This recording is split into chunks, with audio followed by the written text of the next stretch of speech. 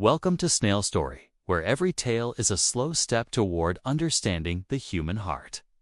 Today, we invite you to follow the journey of Evelyn Shaw, a woman who believed she was living in the perfect marriage until her husband's sudden death unraveled a hidden world of secrets, a lover, a child, and an international money laundering network.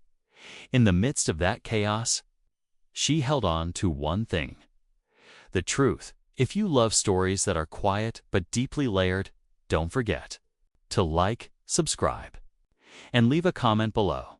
Asterisk.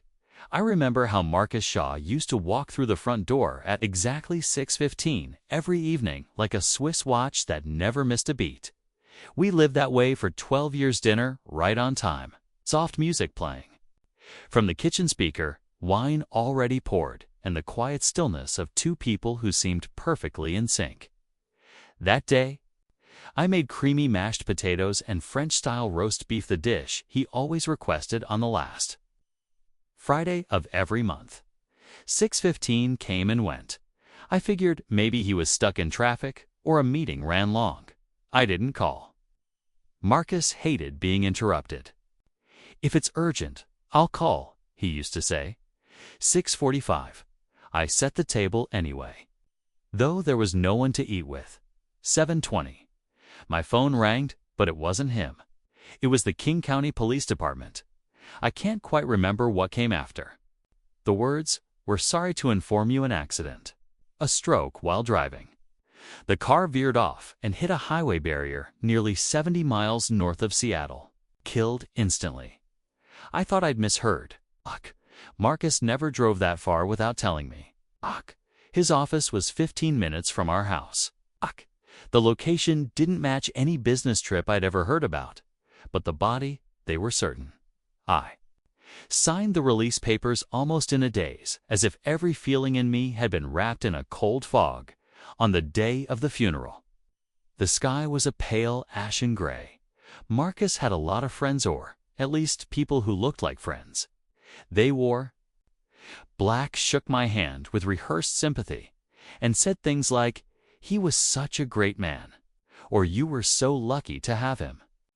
I smiled and nodded, as if I still believed it too. Claire, my best friend since college, stayed by my side, slipping cups of water into my hand I never drank, and offering cookies I couldn't swallow. She didn't ask questions. She just stayed quiet and steady. Like an old tree holding its ground, it was Nora's presence, Marcus's longtime assistant, made something in me start to unravel. She arrived late, dressed in something not quite black, with makeup more polished than usual. When she hugged me, she held on too long and whispered, "Marcus loved you very much." He used to say. She stopped herself, didn't finish the sentence. But I felt off, like something didn't belong. After the funeral, I came home to a house that felt perfectly intact, yet completely empty. Everything was in its place, just the way Marcus liked it. Towels folded neatly, picture frames lined up, a fresh bouquet of roses in the hallway, the ones he brought every Sunday from the flower shop near his office. I passed by his desk.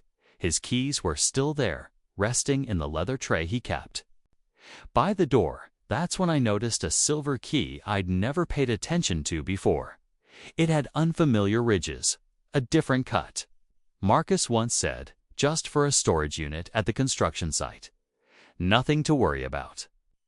And I hadn't asked, not once in 12 years. I didn't ask because we lived on quiet trust. I didn't ask because I never thought I needed to. But now, with just me and a keychain left behind, I began to wonder how much I really knew about the man I called my husband. That night, I didn't sleep.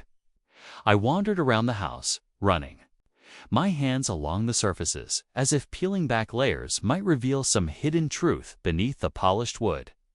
On the bookshelf in the living room, I found an old leather notebook. Inside were scribbled notes, cryptic like code. L47B, Review Monthly Fund. CA, don't let Nora handle this alone. Camille, stay in touch, not often. Camille, I had never heard that name before. I closed the book, heart pounding, and looked at the silver key. There was no more hesitation in me. I had made up my mind. Early the next morning, I put on a coat, took the key, and followed directions I found scribbled on a crumpled note inside Marcus's glove compartment. It led me to an old industrial zone, past a barren field and an abandoned auto shop. The small gray building sat wedged between rusting containers and wild, overgrown weeds. No signage, no windows. Just a metal door and a lock that matched the key in my hand. My hand trembled slightly. As I slid the key in, it turned smoothly. The door creaked open. A wave of musty air mixed with old wood and paper hit my nose in the dark. I reached for the light switch. When the bulb flickered on, it froze. It wasn't a construction site. It wasn't a supply storage room. It was a sealed archive lined with architectural drawings, financial records, photographs, and a large wall-mounted safe. I stepped inside, my heart thudding as if I'd just stumbled into a world that didn't belong to me. Marcus's world, and maybe I had never truly been part of it. That room didn't resemble anything I had ever seen before. It was too meticulously arranged to be just a storage space, and far too intimate to be a workspace. The entire left wall was covered in blueprints, houses, staircases, even a school. Model labeled Hope Community Center, Draft 6. I had never heard Marcus mention it. A small photograph lay face down on the desk. I turned it over. Marcus smiling. Not the polite smile he wore at corporate events, but a real one, head slightly tilted, eyes squinting in the sunlight. Beside him stood a woman, chestnut curls, striking features, but not cold. She was holding a boy who looked about 10.3 of them. Like a family, I leaned in closer to study the photo. Scrawled in messy handwriting on the corner, C&T backyard. I closed my eyes for a moment. The pain in my chest felt like someone had snapped my ribcage open from the inside. Marcus didn't have children. We had fought for it. When it didn't happen, he held me and said, "We don't need anyone else, just you and me." So who was that child? I opened the laptop on the desk. It was still warm, as if someone had just used it. Luckily, there was no password. The screen lit up with an architecture software interface. A project was open, 3-bedroom, wood cabin, Crescent Lake. Wah, at the top of the file, Camille coming tomorrow night to check progress. I sank into the swivel chair. Everything I had ever known about Marcus, about my husband, was beginning to crack piece by piece. By the time I got home, evening had settled in. Seattle in November often cleared by late afternoon, but that day the rain hadn't stopped. It fell like threads, soft and steady on the hallway's glass roof, like background music to the questions flooding my mind. I opened my own laptop and typed in the name Camille Avery. The first result was a local article from 3 years ago. Landscape designer wins sustainability award in Crescent. The photo accompanying it, the same woman from the picture. Beneath that was a business listing. Avery Earth Studio, specializing in rural garden and interior design. I can't say for certain what compelled me to drive there the next morning. Maybe it was curiosity. Maybe I was desperate to hear a voice that wouldn't lie. Or maybe I just needed to know I wasn't losing my mind. Crescent was a small town, about a 2.5-hour drive from Seattle. The mountain roads twisted beneath a canopy of pine, and the wind whipped cold against the windshield.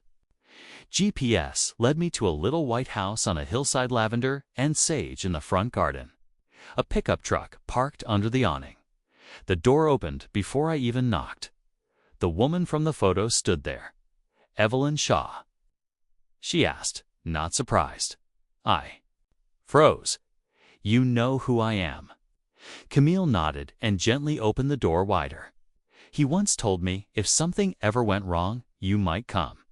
I stepped inside, feeling like I had walked straight into the photograph. The living room was small, warm, scented with fresh wood and apple pie. A half-finished model of a cabin sat on the table. On the bookshelf, a photo of Marcus, and on the floor, a pair of little boy's shoes. The child in the photo? I asked, though my heart already knew. He's my son, she replied, voice soft as wind. His name is Theo. He's 11. I sat down without another word. Everything inside me slipped into quiet. He came every week, Camille said. Openly, he never hid from us. We didn't live together, but he was always here. Knew he had a wife? I asked, my voice unsteady. I did. I waited for an excuse, a denial. But there was none. Only a weary sorrow in her eyes. Why? I whispered. Because I never forced him. He always said he couldn't choose. And I thought I could live with that, as long as my son had a father. I lowered my head, hands clenched in my lap. I didn't know if I felt pity, rage, or just plain exhaustion. Marcus loved you, Camille said. So quietly, I almost didn't. Here, I know that. I don't think he ever stopped. He loved us both, I said bitterly. She didn't deny it. I left as the sun began to dip behind the hills. Camille didn't ask me to stay.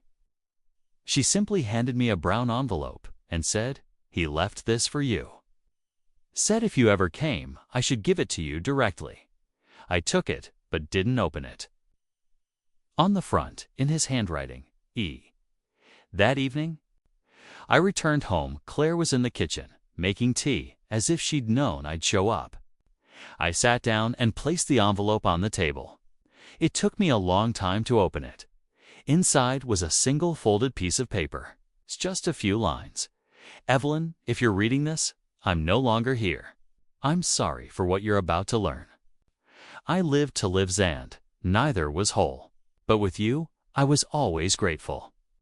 There's a place where I kept everything. Go find it. You deserve to know the truth. I folded the letter, hollow inside. The truth. What was it? The man I loved. A secret father? A betrayer? Or all of the above? And if I uncovered it all, would I still be me? Asterisk, I didn't sleep. I spent the entire night sitting at the desk, staring at the note Marcus left behind, as if it might somehow come to life and answer everything I needed to know. He said I deserved to know everything. But what exactly was everything? How far did it go? I still hadn't dared to open the small wooden box Marcus had left in his study. It sat quietly tucked beneath the bottom drawer, carefully locked. With a faint engraving for when the silence becomes too loud, Claire arrived early that morning. She didn't knock. She had a key. After all these years of friendship, she always knew when I needed her without asking. She sat down, poured tea for me, and said nothing. Silence, in this noisy world, is a rare thing, and sometimes it's worth more than any advice. I met her, I said, my eyes fixed on the teacup. Her, Camille, the woman in the photo, the child's mother. Claire didn't speak, but her brows furrowed ever so slightly. She knew who I was. She knew I'd come. Marcus had prepared for this, like a chess game, and I was just a pawn. Sorry, Claire whispered. It's not your fault. Maybe not even entirely his. Maybe we lived too peacefully, so much so that we stopped being honest. Claire looked at me for a long time. Then she said, but you still deserve the truth, no matter how much it hurts. I nodded, and for the first time in days, I felt the truth of that. A silver key, the wooden box, and the USB drive I found in the hidden room. They all led to one place, the basement. Vault in Marcus's private office, the space he once called the specimen room. A place I was never allowed to enter. Claire insisted on coming with me. You're not going alone, she said, grabbing her coat. I don't trust anything that used to belong to Marcus anymore. I gave a faint, tired smile. Not even the part of him that once loved me. Claire looked at me and replied slowly, "Especially not that part." Marcus's office was in a sleek steel and glass tower in Seattle's financial district. Cold, polished, impressive, but no one would guess how many secrets its basement kept. We took the elevator down to be to a floor only, Marcus and his assistant. Nora had access to. Thankfully, I had his KY's car. It took 3 scans before the light turned green. The metal door opened to a narrow hallway leading to a windowless room. In the corner sat a large wooden desk. Behind it, a red and black abstract painting. I walked up to it and did what I'd once seen Marcus do: turn the frame 90 degrees. To the left, click. The wall behind it popped open, revealing a digital safe. I pulled out the USB, the same one hidden in the wooden box, and inserted it into the slot next to the keypad. A soft chime. The screen lit up. "Welcome, Evelyn." I swallowed hard. Inside the safe were several folders, a portable hard drive, and a red envelope embossed with a familiar logo. Northlake Equity, a shell company. Marcus had once told me. Northlake was just a minor financial intermediary, not important. So why was it here? I opened the envelope. It contained land purchase agreements across 3 Seattle suburbs. Huge amounts of cash routed through bank accounts in Belize and Luxembourg. And at the signature line, a familiar name: Nora Hastings. His assistant, Claire, frowned. She was a co-signer. I nodded. And not just once. At least 3 major transactions list her name.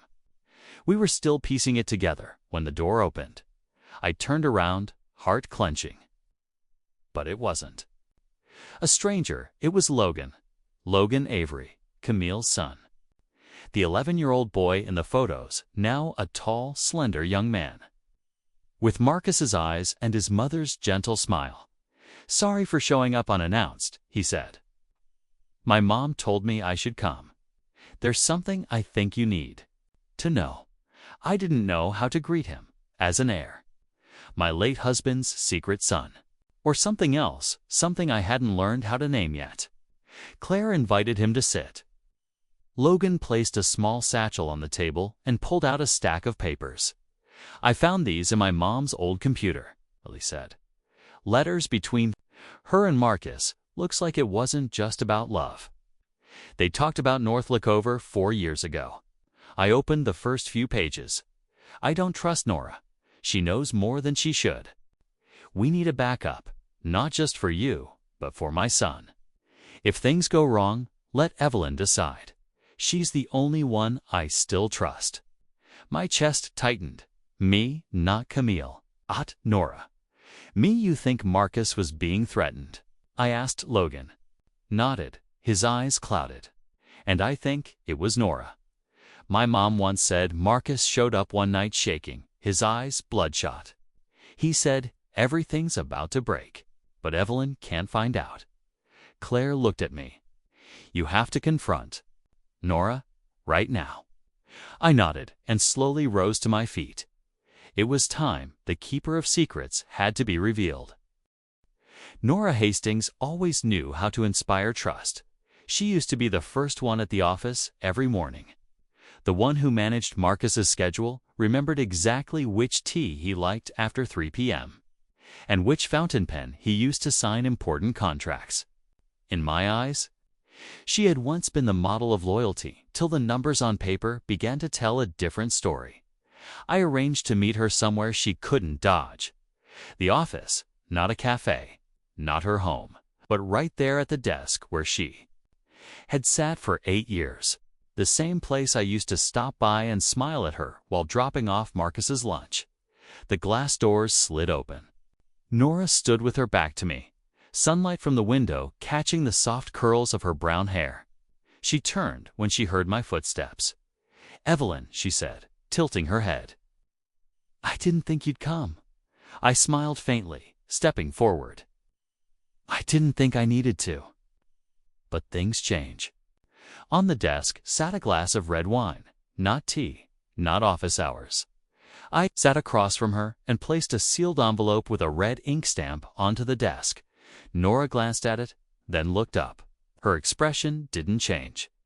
I found your name on at least 3 Northlake contracts, I began, voice calm. Your signature is there. On one, you even signed in Marcus's place.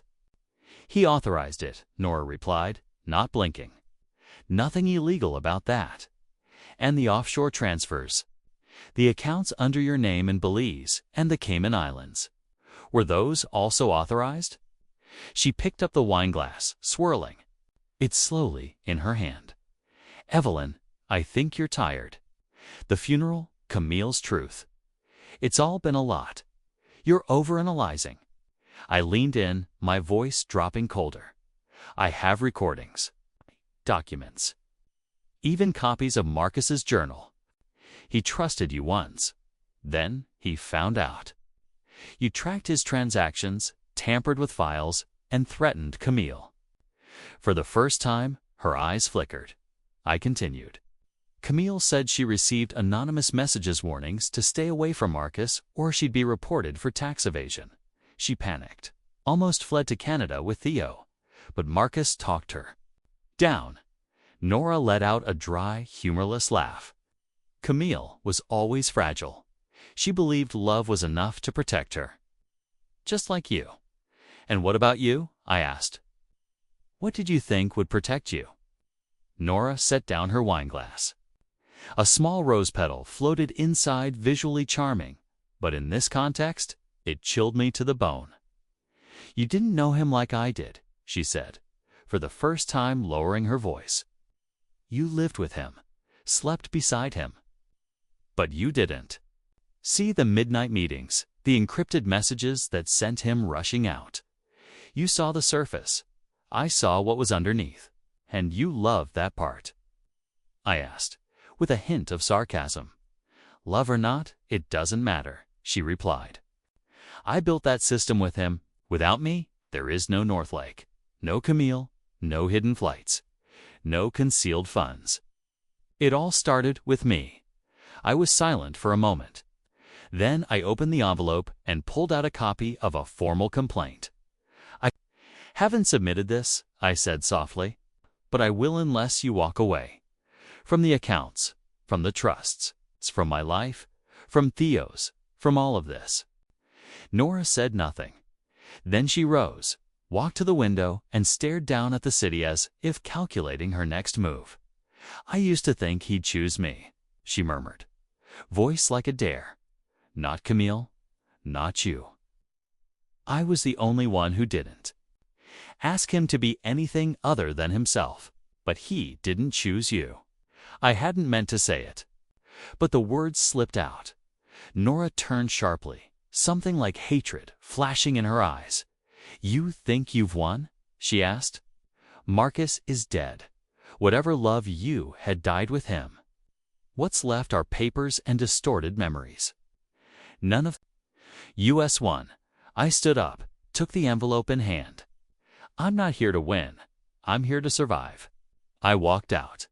Closing the door behind me without looking back, Claire was waiting for me in the lobby. She took one look at my face and didn't ask anything. We went straight to the car. You did it, didn't you? She asked once we pulled out of the parking garage. I gave her a choice. What happens next is up to her. We drove in silence for a while until my phone rang. Unknown number. I hesitated. Then answered a man's voice, deep, clear, completely devoid of emotion. Mrs. Evelyn Shaw. Yes, we know you have Marcus Shaw's hard drive and documents. There are things in there that don't belong to you. I said nothing. We'd like them returned. Quietly, before someone else comes looking. Who are you? Worked with your husband, and let me offer you some advice. There are things better left untouched. The line crackled like it was coming from somewhere far away. Then it went dead. Claire looked over at me, her eyes sharpened with concern. You? Okay? I nodded. But the truth was, Fear had just begun to settle in. That night, I finally opened the wooden box Marcus had left. Beneath the folders was a folded note. If you don't trust anyone, find Edward Holloway. He knows everything. I looked at Claire. Ever heard that name? She asked. I shook my head. But Marcus trusted him. The next morning, Logan came back. He sat at the table, quiet as usual, then pulled a slip of paper from his pocket. Edward Holloway, he said. An old friend of my mother's. She once told me if you don't know where to go, go to Savannah. I looked at the paper, an address, a street name, city, typed in italics. Claire picked up the car keys. So are we going? I looked at them both. We're going. Savannah in the late afternoon was steeped in the damp, earthy hue of old bricks and cascading bougainvillea from wrought iron balconies. The city felt both nostalgic and secretive, much like Marcus himself had always been. The drive took nearly 6 hours. Claire drove. Logan sat silently in the back seat, and I spent most of the journey staring out the window, trying not to think too much about the name Edward Holloway. Marcus had left a note. If you can't trust anyone, find Edward. He never said who Edward was, only that he knew everything. We pulled up in front of a 3-story house covered in ivy. The black iron gate was already open, as if someone had been expecting us. A man stepped onto the porch before we could even ring the bell. Evelyn Shaw, he asked. I nodded. And this is Logan Avery. Edward studied Logan for a long moment, his gaze tracing the lines of the young man's face. You have Thomas's eyes, he said, and Camille's quiet wisdom. Logan didn't respond, only gave a small nod. I saw his hand tighten on the strap of his backpack. Edward led us inside. The house was old but tidy. The air smelled faintly of aged paper and oak. A piano stood in the corner, covered with cloth dust-free, carefully maintained. Though clearly not played often. He took us to the sitting room, poured some tea, then sat across from us. Fingers interlaced. Marcus once said, Edward began. If the day ever came when everything fell apart, 2 people would show up here. The woman he never had the courage to live honestly with, and the son he never got close enough to call family. I drew in a deep breath. So you knew everything? Edward nodded. Not all of it, but enough to know he was playing a game, where the closer he got to the end, the more afraid he became of being the losing piece. Logan placed a USB drive on the table. I thought you might be able to decrypt this. It has information on financial accounts, names of legal holders, and some things my mother kept. Edward took the USB and sat in silence for a few seconds. Then he stood up, opened a drawer, and brought out a thick envelope, setting it gently on the table. Marcus left this for the both of you. He instructed me not to open it unless you were both here. I looked at Logan. He gave a quiet nod. I opened the envelope. Inside was a second will. My heart skipped as I saw the first name listed. Theo Avery. Not Logan. Not me. Not Nora. Not anyone who had ever been mentioned before. That child, Marcus and Camille's son, was to inherit 25% of Marcus's personal assets, held in a trust set to open when he turned 21. The assets weren't listed in public records. They were part of what Marcus had hidden away, part of a life no one else knew existed. I looked closer. No Camille. No mention of my mother. No Rachel Dott, and especially no Nora Hastings. I whispered. He calculated every move. Edward nodded. Marcus was a master planner, but not a good chooser. He left the first will to appease the living. This one was for the people he actually trusted. Logan sat frozen. My chest ached, not from jealousy, but from the realization that Marcus had never fully trusted me. Why isn't Nora in the will? I asked. Edward looked at me for a long time, because he feared her. The words were like a swift cut to the skin. Feared her for what? Logan asked. Edward exhaled slowly. Because she wasn't just a business partner, a former lover long before Camille. Someone Marcus once used as a shield for his offshore dealings. She held too many cards, far too many. And when Marcus tried to get out, she became the one thing he couldn't shake off. I shivered. Does she know about this will? No, and she shouldn't. We left Edward's house as dusk fell. I carried the will, while Logan took the USB Edward had backed up. You okay? I asked him. Logan nodded, but didn't look at me. I'm just tired. Not about the inheritance. It's just I thought I understood my father. But I never really did. I placed a hand gently on his shoulder. You're not the only one. That evening, back at Claire's house, I finally opened. The remaining USB, the one Marcus had left in the siphon, played the video. I'd been avoiding for days. It opened with Marcus sitting in his dark office. A warm lamp casting golden light across half his face. He looked straight into the camera. Evelyn, if you're watching this, I probably didn't get the chance to say everything. But I need you to know this. Nora isn't the only one you should be wary of. There's someone else. Someone very close. Someone who did something even I didn't see coming. The screen faded to black. No names, just one final line. You know who she is. I sat motionless. Someone very close. I looked around the house. Claire in the next room, reading a book. A name surfaced in my mind. Uninvited, and it sent a chill down my spine. No, it couldn't be. Asterisk, I couldn't sleep that night. Not because of dreams, but because of the silence. The silence from the computer after the video ended. The silence in the room no one entered. The silence of my own shadow against the wall, with nothing left to defend itself. Marcus had said, there's someone else, someone very close. And when the words "you know who she is" appeared, I couldn't breathe. Claire was making tea in the kitchen when I walked in. Same old robe, a faint scent of mint. That slow, steady rhythm of someone who had always been a place to lean on. I made you some ginger tea, she said, turning to smile. You looked off last night. I stared at her too long. Claire set the kettle down, frowning. What is it? I swallowed hard. I watched the video. The one Marcus left. She nodded, pouring the tea into 2 cups. He said, I continued, that aside from Nora, there was someone else, someone close. Her hand paused just for half a second, but to me, felt like a mile of space. I think you should be careful, I said slowly. If there's someone who's been beside me this entire time, who knows what I'm holding. And was never questioned, Evelyn, Claire cut in, her voice soft. What exactly are you implying? I didn't answer.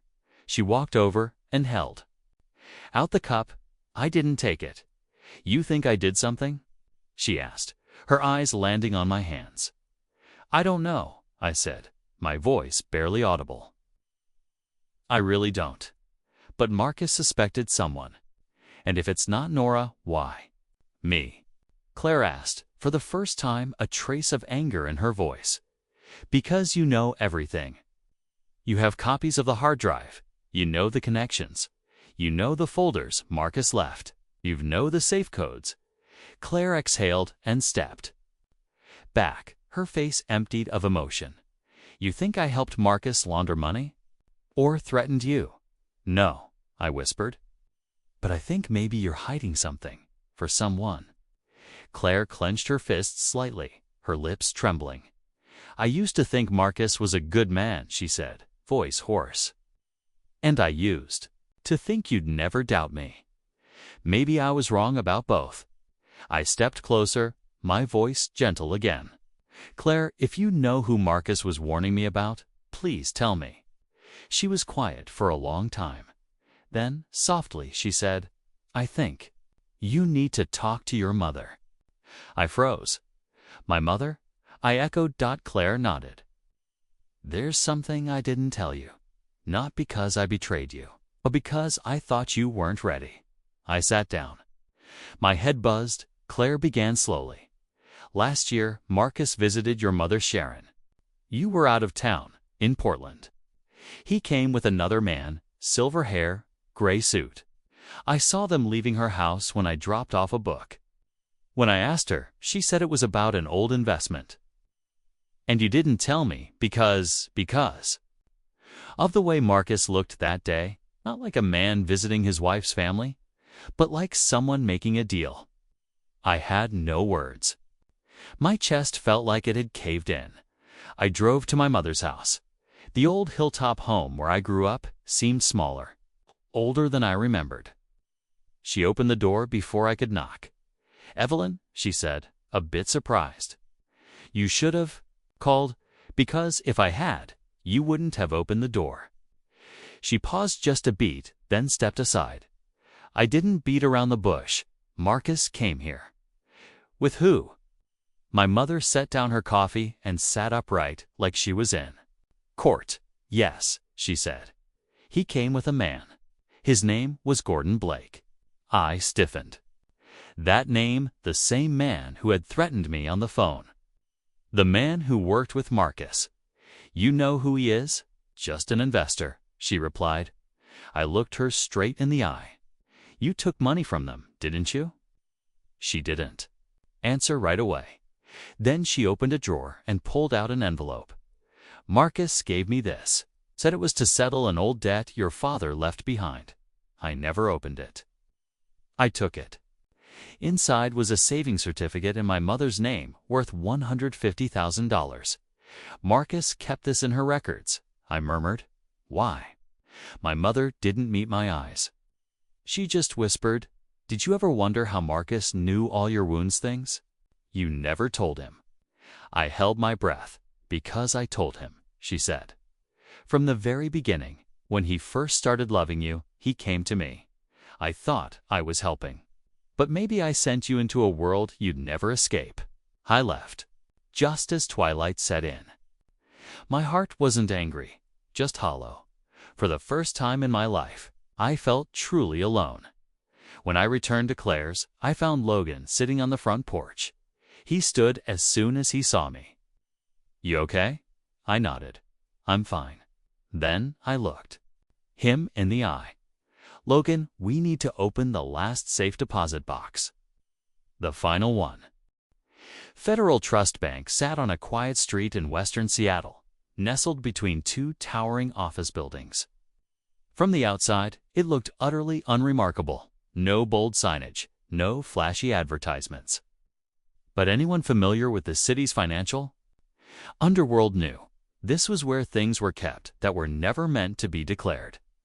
Logan and I arrived at exactly 9 a.m. We brought with us the silver key etched with a serial number, a copy of the second will, and a notarized access letter Marcus had signed to give me full authorization. The vault manager was a thin man with silver hair and gold-rimmed glasses.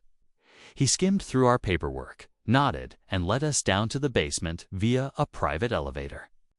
We passed through 3 layers of security before reaching a heavy, concrete-walled chamber. "Box number 427, he said. "It hasn't been opened in 3 years. Registered under Northlake Equity." That name, again like a ghost, refusing to be buried. He handed me a pair of thin gloves, then left us alone with the cold, metallic safety deposit drawer. Logan glanced at me.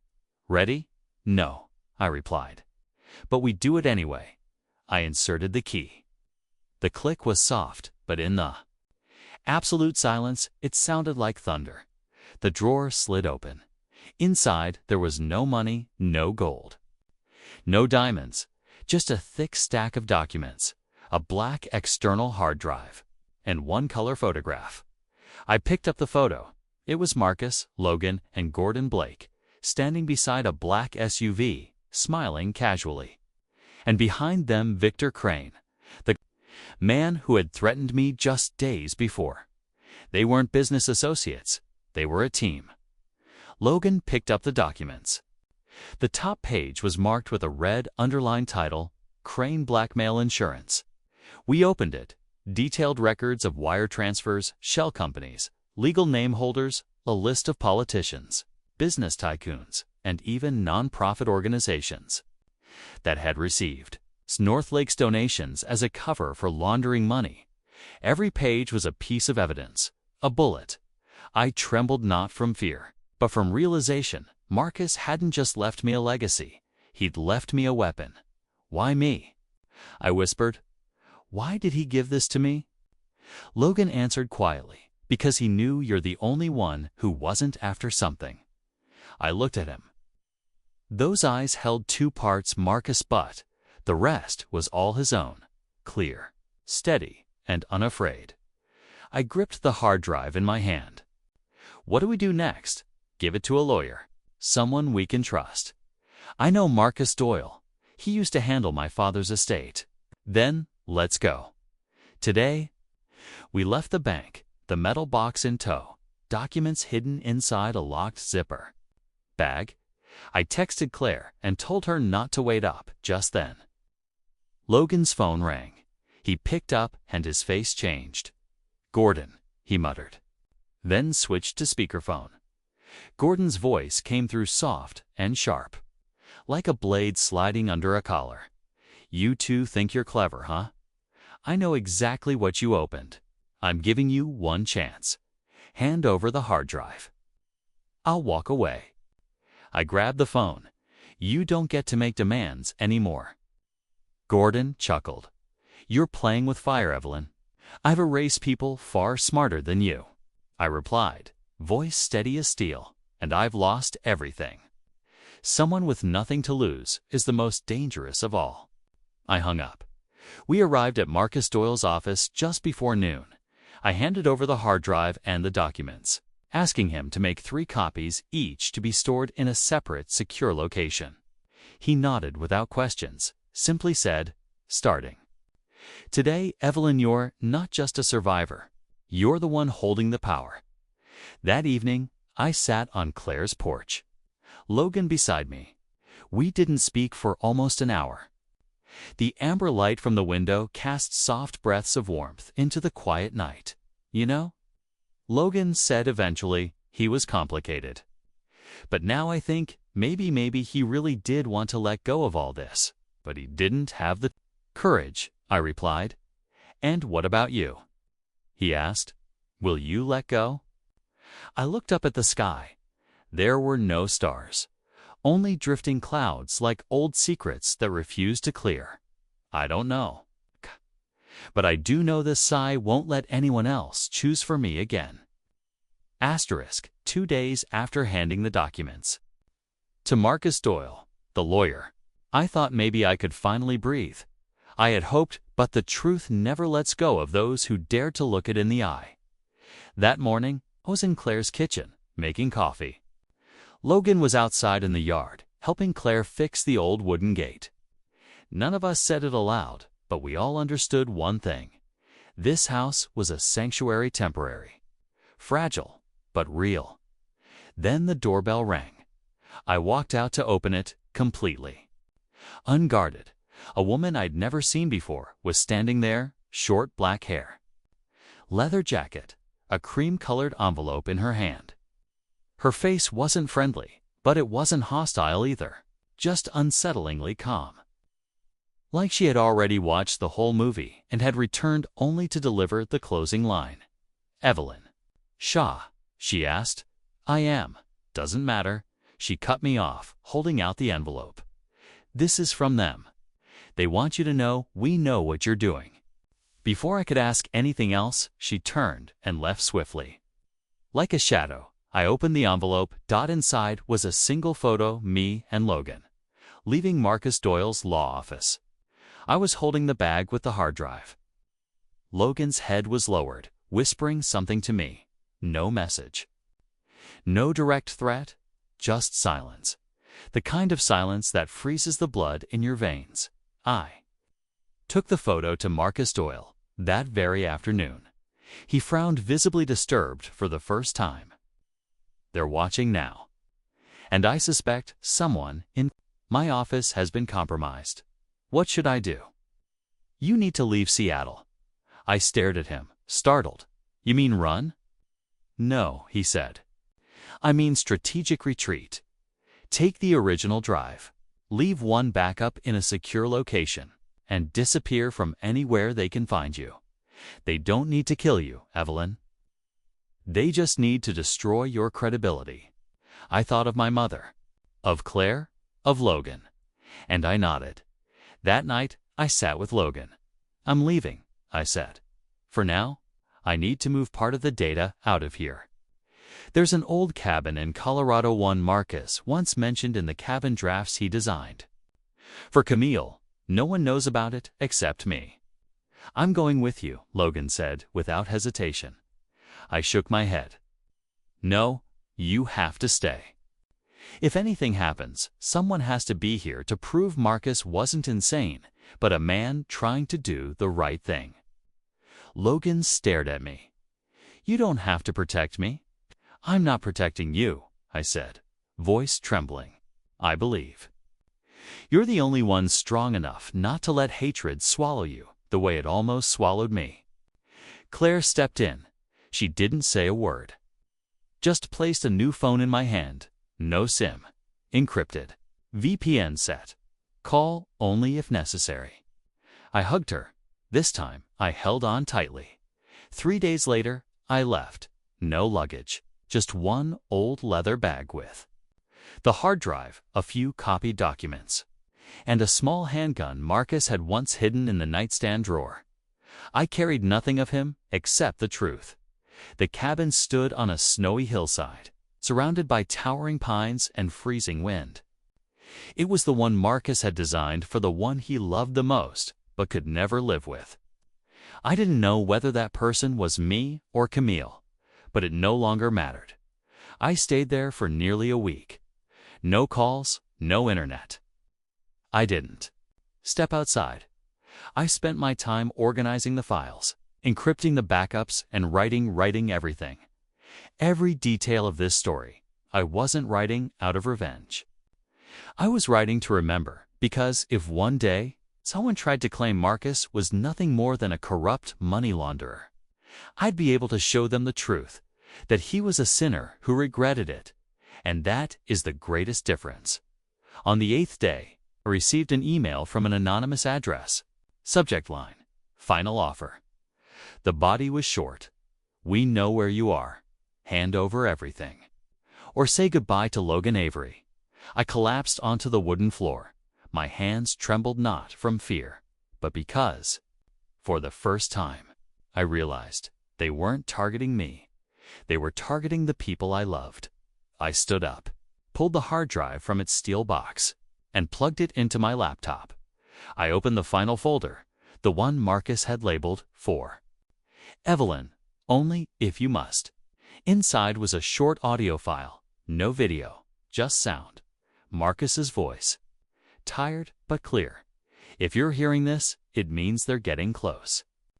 You need to find Edward Holloway. He has the final copy and tagged, untraceable. And if everything else fails, send it to the one I betrayed, the one who never stopped waiting. Camille. I looked out the window. Snow was falling light, like salt shaken from a quiet sky. I knew what I had to do. I left the cabin at 3 a.m., carrying the hard drive, the encrypted phone.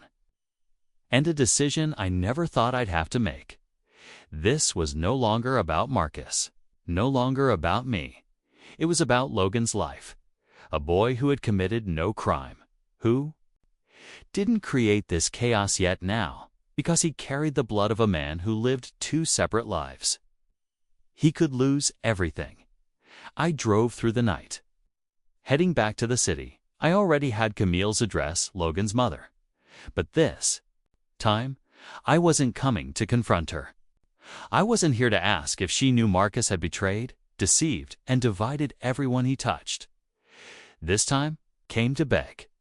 Her house sat on a low hill in the suburbs, lit gently by a porch light. I knocked 3 times. Camille opened the door. She paused for only half a second. Then, quietly, she stepped aside and let me in. I sat in the living room, my hands trembling so badly I couldn't hold the tea she offered. Camille sat across from me, hands folded, gaze steady. She didn't look wary like the first time I met. Her only tired. "I need your help," I said plainly. "What kind of help?" she asked. "Help keeping your son alive." I told her everything about Gordon Blake. The threats. The people who once worked with Marcus now turning back not to erase evidence, but to erase the heir. The one person who could speak the truth. Camille listened without interruption. Only when I reached the part they threatened Logan did. She suddenly stand. "They think I don't know how to protect my son," she said, her eyes burning. "It's not about whether you can," I whispered. "It's about me not being able to live with myself if I let something happen to him." I handed her the hard drive. "This has everything," I said. "I've already given one copy to a lawyer, another to the FBI. But this one has Marcus's voice, his confession, a precise list of who's currently pulling the strings at Northlake."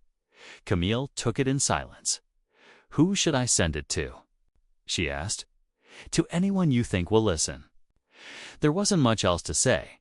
As I stepped out the door, Camille called after me. "Evelyn." I turned back. "Marcus wrote me a letter," she said. "A few weeks before he died." I waited. In it, he said that if he ever disappeared, the only person I should trust it wouldn't be him, or a lawyer, or anyone else. It would be you. I froze. Camille stepped closer, placing a hand on my shoulder. He wasn't a good man, but he knew what was right when it was far too late. I didn't go back to Claire's, didn't return to the cabin either. Instead, I checked into a small wall Lakeside Motel 1, where no one knew my name, where no one was watching. That evening, I got a message from an unknown number. "The recording has been released. There's no pulling it back now." Attached was a link to the first published article, Global. Money laundering network exposed. 7 key names tied to Northlake Equity revealed. I called Logan. He answered on the first ring. "Are you okay?" he asked. "I am. I saw the story. My mom sent it to me before the media got it." "Good," I exhaled. "Where are you?" "Laying low at a friend of my mom's, in Oregon. No one knows I'm here. Don't leave without clearance from the lawyer. Don't call anyone else. This isn't over." "What about you?" "I still have one more thing to do." I called Marcus Doyle. "Do you still have the envelope Marcus gave you?" "Elias." "The one labeled only open if Evelyn says it's time." "Yes." "You sure?" "I'm sure." That night, I sat alone in the motel room. Outside, thunder cracked and rolled like a scene someone had written in advance. I turned on the TV. The evening broadcast had cut into a special report. The Department of Justice has just released a statement confirming its investigation into Northlake Equity. Among the names listed are a former U.S. Senator, 2 Fortune 500 CEOs, and a familiar name to Seattle residents. Gordon Blake. I didn't smile. I didn't feel relief. I just closed my eyes, because I knew that by morning, another call would come, another hand trying to bury what remained. But this time, was ready. My name is Evelyn Shaw, and I'm not afraid anymore. 1 month after the truth about Northlake was made public, I left the Lakeside Motel. No one followed me. No one waited in the parking lot. No more threatening letters. No more shadowy figures outside Claire's porch. There was only me, and a silence of a different kind. The silence after the storm. I returned to the old house, the one where Marcus and I had lived for 12 years.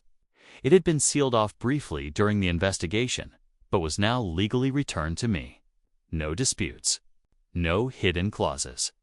I held the key in my hand and slid it into the lock, just like I had the very first day he brought me here, and said, "Everything in this place belongs to us." Now there was no one left to say that. And strangely, I no longer needed anyone to. I walked through each room. The living room still had that faint dip in the cushion where Marcus used to sit.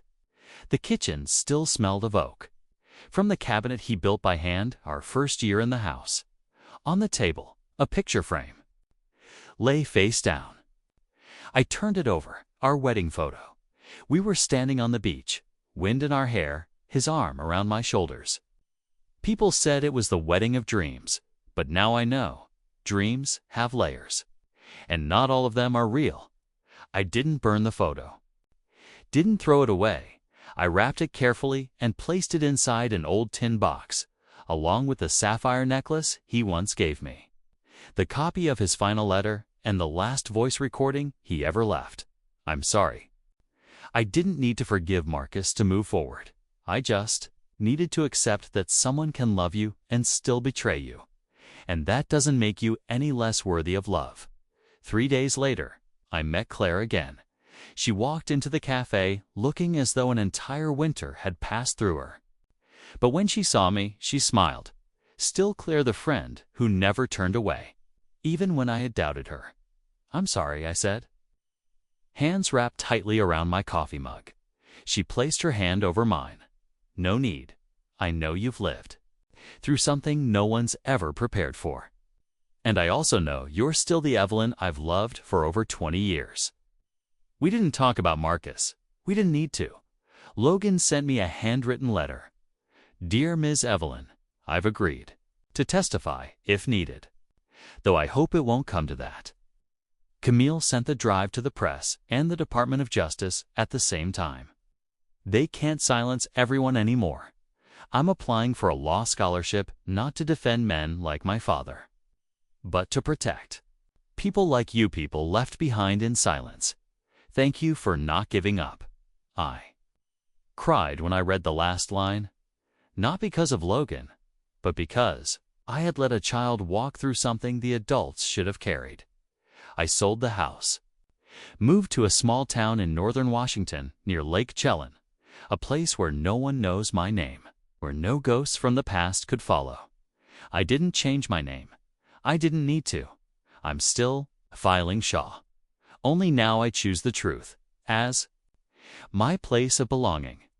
Every morning I write, not a memoir, but short stories about women once dismissed as weak, men who seem strong but shattered, children standing at the crossroads of legacy and choice. Maybe no one will read them, but that's no longer the point, because I survived, not just survived death, but survived love, survived faith, and survived myself. Perhaps the scariest thing in a relationship isn't when someone leaves, but when they stay, and quietly, slowly, perfectly leave you in the dark. But Evelyn did what not everyone has the courage to do. She walked through that darkness not for revenge, but to find herself again, because, in the end, a true survivor isn't the one who holds on the longest, but the one brave enough to let go of what no longer belongs to them. Thank you for staying with Snail's story until the very end of this journey. If Evelyn's story made you reflect on a part of your own, please leave a comment, like, and subscribe so we can keep walking through these healing journeys. Together, we'll see you again in the next story.